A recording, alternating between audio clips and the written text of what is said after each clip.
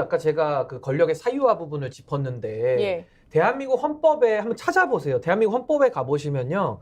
권력이라는 단어 딱 한 번 나옵니다. 권력은 1조 2항에 국민으로부터 나온다고 권력이 써 있고요. 나머지는 다 권한입니다. 국회도 권한이고 대통령도 권한이거든요. 권력과 권한이 다른 것은 힘의 권력의 원천은 국민에게 있고요. 그 권력을 위임받아서 대통령도 헌법 안에서 권한을 행사하는 제한된 거거든요. 예. 근데 여기에 대해서 윤석열 대통령이 권한을 사유화해서 마음대로 행사한다? 그럼 대한민국 헌법 1조 2항은 바꿔야죠. 대한민국의 권력은 특수부 검사로부터 나온다고 바꿔야 되는 거예요, 헌법을. 근데 이것을 대한민국의 권력이 국민으로부터 나온다고 헌법을 써놨고 그 선거에 의해서 권력을 그중에서의 권한을 취득한 윤석열 대통령이 그 권한을 사유화해서 내 가족은 수사 못 받는다? 이건 민주공화국에서 있을 수 없는 지금 행동을 하고 있는 거거든요. 매우 심각한 문제다. 저 그렇게 생각합니다. 요새 조금 걱정되는 측면이 있는데 예. 10월 11일 날 강서구청장 보궐선거가 있었잖아요. 그때 여당 후보가 17% 이상 표차로 참패를 했습니다. 네. 그 다음에 바로 윤석열 대통령의 워딩이 국민은 늘 옳다.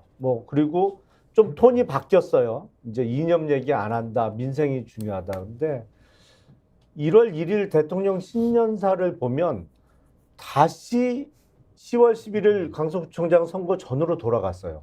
어떤 면에서 그렇게 보셨어요? 아니 일단 이념, 이권, 패거리 카르텔이라는 용어가 나온 것도 그렇고 신년사의 논조 자체가 그 전으로 다시 돌아갔어요. 그래서 이 강서구청장 참패의 그 어떤 효과가 한 석 달 만에 사라진 것인가? 이런 걱정이 좀 되는 측면이 있어요. 그리고 오늘 임시국무회의까지 열어서 이렇게 긴급하게 대통령 거부권 행사 절차를 진행한 것도 예. 그 일환 아닌가. 이게 제가 10월 11일 날 강서구청장 선거 참패 이후에 그런 말씀을 여러 차례 드렸거든요. 물론 윤석열 대통령을 만나서 직접 얘기한 건 아니고 방송을 통해서 했습니다만 이번에 회초리를 세게 한 번 맞았는데 예.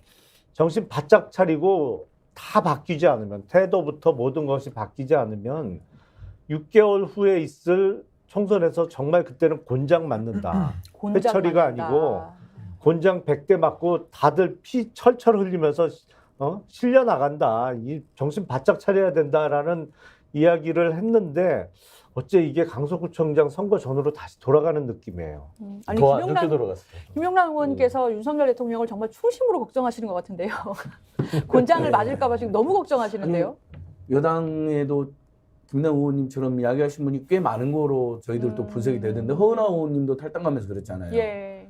김건희 특검법 이건 찬성해야 되는 거다라고. 예. 근데 이제 본인이 이제 의원 시절에 목소리 못 높였지만 그래도 탈당하면서 이야기하시더라고요. 이준석 전 대표도 그런 입장이에요.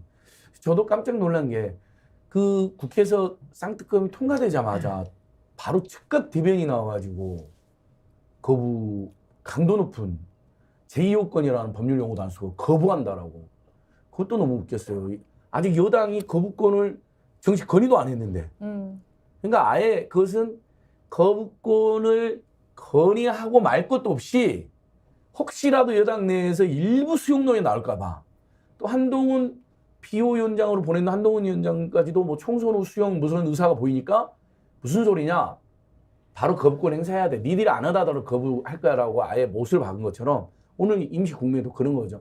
일체 논의, 고민, 숙고, 국민에 대한 배려, 눈치 이런 것도 안 보겠다는 거잖아요.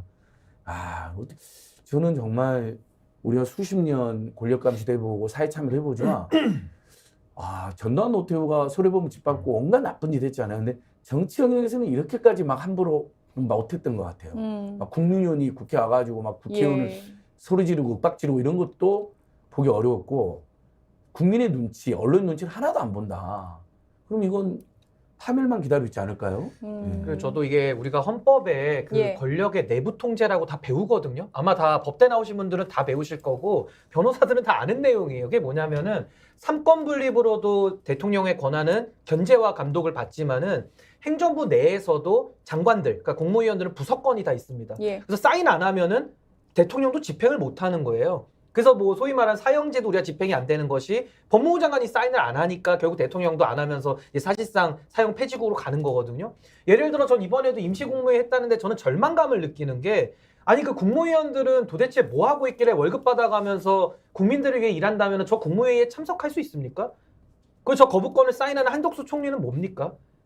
그러니까 저는 이분들이 도대체 누구를 보면서 국정 운영을 하는 것인지가 지금 여실히 나오는 거거든요. 그러니까 아. 행정부 내부에서도 지금 내부 통제라고 네. 하는 이 기능이 다 무너진 거예요. 그럼 그 사람들은 뭘 보고 하느냐? 윤석열 대통령 입만 바라보고 있는 것이고 그렇다면 김건희 여사 성역화에 다 함께 공범인 거거든요. 그러니까 저는 진짜 이게 참 무력감을 느끼는 게 대통령은 무너지더라도 그 참모들이나 내부 통제를 할 수 있는 권한을 가진 사람들이 정신을 똑바로 차리고 민심을 조금이라도 읽는다면 이렇게 갈 수가 없는데요. 지금은 보면은 권력의 추종자들만 지금 모여 있어가지고 지금 저렇게 임시국무회의가 열리고 거부권 행사가 되는 겁니다.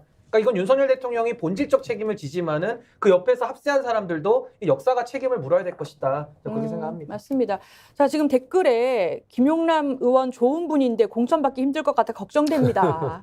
지금 아니 경선하면 됩니다. 요새 저의 공천을 걱정해 주시는 분들이 너무 많은데. 아, 그래요? 아니 지금 경선하면 좋은 돼요. 분인데가 지금 예. 포인트인 것 같아요. 좋은 좋은 분이다. 예, 그리고 지금 굉장히 뭐 여러 댓글에서 두 분 환영한다, 용용 커플이다 이렇게 지금 환영하고 계신데, 자 지금 이 자리에 변호사 3명 있습니다. 신인규 변호사님, 김용남 변호사님, 예, 검사 출신 변호사님이시고 저도 변호사인데요. 지금 박주민 의원이 그렇게 얘기했어요. 이게 권한쟁의 심판 청구할 수밖에 없다. 만약에 이제 어제장가요? 거부권 행사한다면 그것은 국회에 대통령이 국회에 권한을 침해한 거기 때문에 거부권 행사할 권한쟁의 심판 청구를 헌법재판소에 할 수밖에 없다. 왜냐? 이 대통령의 제2요구권이라는 법 규정이 헌법에 있지 않습니까? 거기 보면은 요건은 없어요. 대통령은 법률에 이의가 있을 때 제2를 요구할 수 있다. 요거밖에 없습니다. 이의 두 글자밖에 없어요. 그렇긴 한데 박주민 의원 뭐라고 얘기했냐면 내재적 한계가 있다. 해석상에.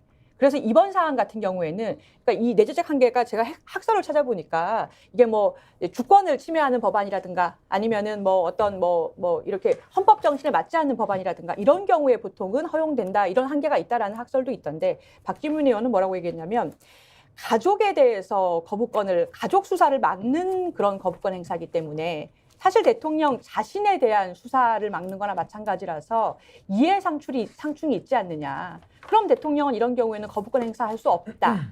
헌법에서 정한 제2요구권이라는 게 그런 게 아닌데 그 권한을 이탈해서 제2요구권 행사하는 거기 때문에 이거는 국회 권한을 대통령이 없는 권한 행사한 거니까 국회 권한 침해하는 거고 우리는 권한쟁의 심판 청구하겠다라고 했거든요. 어떻게 보십니까? 이거 권한쟁의 실제로 하실 거예요, 민주당에서? 뭐든 한다고 말씀드렸잖아요. 예, 그러니까 기자회견을 하실 이제 거고. 여러 가지로 지금 뭐 의견들을 주셨는데 첫 번째입니다. 첫 번째는 이해 충돌이에요. 이해 충돌. 대통령이 본인의 가족에 대해서 이 부분을 자기의 권한을 남용을 해서 말하자면 보호하는 거, 이 부분을 한번 다퉈볼 것이고 거부권이라는 게 저희 당에서 보는 거는 그거예요. 헌법 정신, 헌법에 어떤 어긋나는 그런 법률이거나 아니면 법률상의 어떤 중대한 하자가 있거나 아니면 예산을 수반을 해야 되는데 그 예산 집행이 정부 정책상 어렵거나 이 정도가 된다면 거부권에 대해서는 어느 정도 받아들일 수 있는 것이에요. 근데 그동안 윤석열 대통령이 지금껏 하나 여야 합의가 아니었기 때문에 거부권의 이유를 댔는데 그건 아닙니다. 입법부 자체가 국민들이 그래 선출해 주신 거예요. 다수 의석을 주신 거예요. 그거는 인정을 할 수밖에 없는 것이고 여야 합의를 하든 안 하든 간에 피해 도망 다니면 그건 못하는 겁니까? 입법부는 마비돼야 되는 겁니까? 그건 아니잖아요. 그랬을 때는 본인이 그런 부분을 고려해서 해야 되는데 나머지 다 좋습니다. 딱 하나예요. 본인의 가족을 비호하기 위해서 이거를 거부권을 이렇게 즉시적으로 행사했다는 것은 이거는 이 헌법, 법률 이 두 가지 측면에서 본인이 위반하고 있는 것이다. 그렇기 때문에 이거는 입법부의 지금 고유한 권한을 침해하고 있다라고 주장해서 저는 좀 현실적으로 진행이 될 것 같아요.